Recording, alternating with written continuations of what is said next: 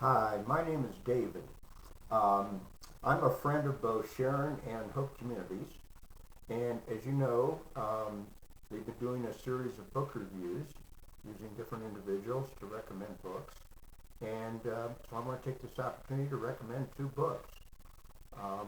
The first of these books is called The Curious Incident of the Dog in the Nighttime. This is written by Mark Haddon. It's available in paperback, and it tells the story of a young boy. He's 15 years old. His name is Christopher Boone, and he's a gifted young man, and he finds a neighbor's poodle that's been brutally murdered across the street. And so he sets out to investigate how this dog died. And as the story unfolds, you will see, first of all, the kind of gifts this young man has, and you will also, along with him, discover through his journey in finding out what happened to this dog, all sorts of discoveries and things about his family and his background that he had no idea of. It's a very, very interesting book. It's a quick read. It became a play that was on Broadway. I think it's also played here in Denver.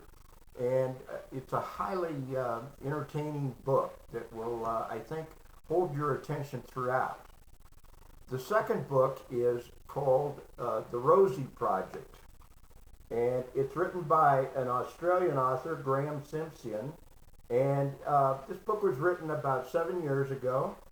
It's recently, as of last year, been made into a movie. The reason I'm recommending this in conjunction with the Curious Incident is that the main character in the Rosie Project is a gentleman named Don. And Don is another individual who's gifted. And he's actually been diagnosed as having Asperger's syndrome, which, if you're familiar with the term autism and the fact that autism is on a spectrum, which means there's different levels of how autism impacts a person, you'll find that Asperger's syndrome is at the higher end of that spectrum, particularly in the area of intelligence. Well, Don is a genetics professor at a university, and he is very well organized. He's very methodical, very disciplined in his life, very frugal, and a variety of things. But one thing that's missing in his life is a partner. And he very much wants to find a suitable partner, marriage partner. And he doesn't quite know how to go about that. And so a quote friend of his, unquote, who's on the faculty with him, gets together with him. And this particular friend is an individual who's very promiscuous. He's married, but his wife either seems to ignore his promiscuity or she just accepts it, or I doubt that she doesn't know about it. Let's put it that way. But anyway, this friend helps Don construct a questionnaire that he can take out, and he can ask a variety of women. The questions are on this questionnaire to determine who would be a suitable mate for him. The thought process on Don's part is he has a high IQ. He's financially very well off based on his frugality, and he has prestige as a college professor, so he should be a good catch. Well, in his life, that hasn't really worked out. He doesn't have any experience really with dating or any relationship with a female. And so he begins to administer this questionnaire. And through the process, he doesn't find anybody that appears to be a good match. Plus, his social ineptitude, when he does encounter a woman that he might be interested in, is a turnoff for everybody that he encounters of the female persuasion. So, as this thing evolves, this friend of his introduces him to a woman named Rosie.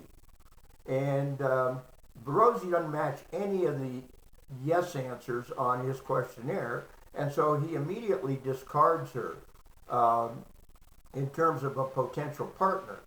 But there's something about her that is different for him, and it's a little difficult for him to understand what's going on emotionally with him.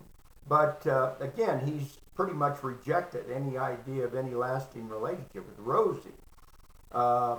He finds out later that she's a bartender, and that is way below what he would even consider when he considers himself to be someone who has this superior IQ, etc., etc.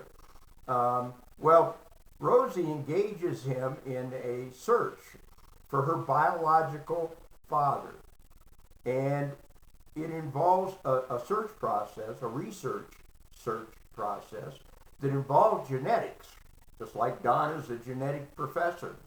I think you'll find that the search for this biological father and the way it comes out is very, very interesting. To me, both, and by the way, this book has been made into a movie that was produced in 2019. And I think that you'll find in both books, and it's also available in paperback, by the way, highlight this idea of a spectrum when it comes to autism. Because Don and Christopher are two distinctly different individuals, both gifted, both on the spectrum of autism. And to me, in my own life and my own experience, it reflects accurately what this spectrum is all about. I think you'll find both books very entertaining, and I hope you'll enjoy them.